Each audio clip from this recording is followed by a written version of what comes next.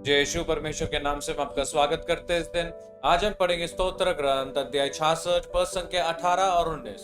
यदि मेरे मन में बुराई होती तो ईश्वर ने मेरी ना सुनी होती, किंतु ईश्वर ने वास्तव में मेरी सुनी।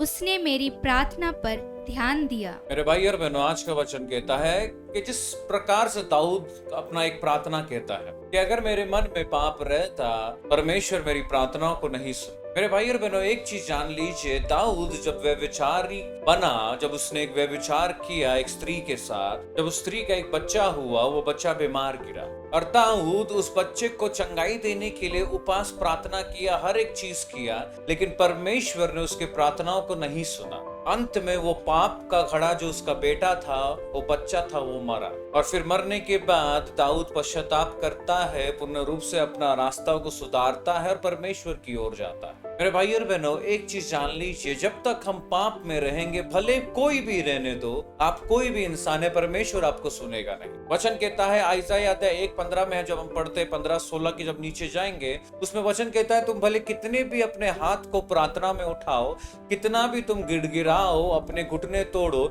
मैं तुम्हारे प्रार्थनाओं को नहीं सुनूंगा, क्योंकि तुम्हारे हाथ खून से रंगे हुए। मेरे भाई और बहनों, परमेश्वर हमें नहीं सुनता जब तक हम पाप में, जब तक हम पूर्ण रूप से अपने रास्ताओं को नहीं बदलता, परमेश्वर हमें नहीं, हमारे प्रार्थनाओं को नहीं सुनता। दाऊद जब तक पूर्ण रूप से पश्चाताप नहीं किया, तब तक परमेश्वर ने उसको पूर्ण रूप से बदला नहीं। मेरे भाई और बहनों, आज इसलिए उतने सुंदर तरीके से कहता है, जब तक मैंने अपने पापों को स्वीकारा नहीं, मेरे पापों को निकाला नहीं, तब तक परमेश्वर ने मेरी सुनी। पापों को निकालने के बाद परमेश्वर मेरी सुनता है। मेरे भाई और बहनों, जब हम पाप स्वीकार में जाते हैं, पूर्ण रूप से जब पाप स्वीकार करते हैं दिल से, और फिर बाहर जाकर पाप को नहीं दोहराते और प्रार्थना करते, परमेश्वर सुनता है। जब पाप स्वीकार में जाते हैं, केवल एक रूटीन हो गया है तो जाते हैं, पाप स्वीकार करते, बाहर निकल के वही पाप करते और फिर प्रार्थना करते, हमें लगता है परमेश्वर सुनेगा, नहीं सुनेगा। आज मेरे भाई और बहनों, अपने हृदय के अंदर झांक कर देखेंगे कि हम किस प्रकार का एक जीवन जी रहे। क्या हम पूर्ण रूप से अपने पापों को निकाल कर परमेश्वर के सामने जाते हैं, कि अभी भी हमारे हृदय के अंदर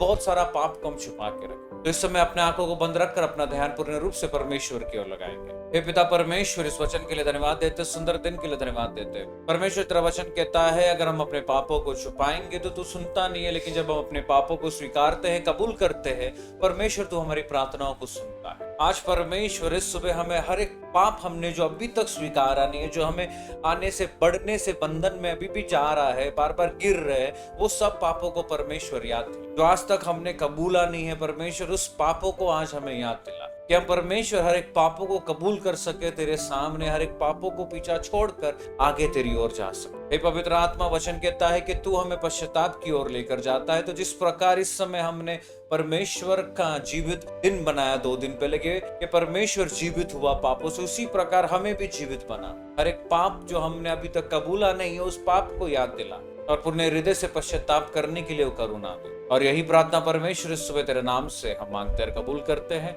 आमीन। जय यीशु।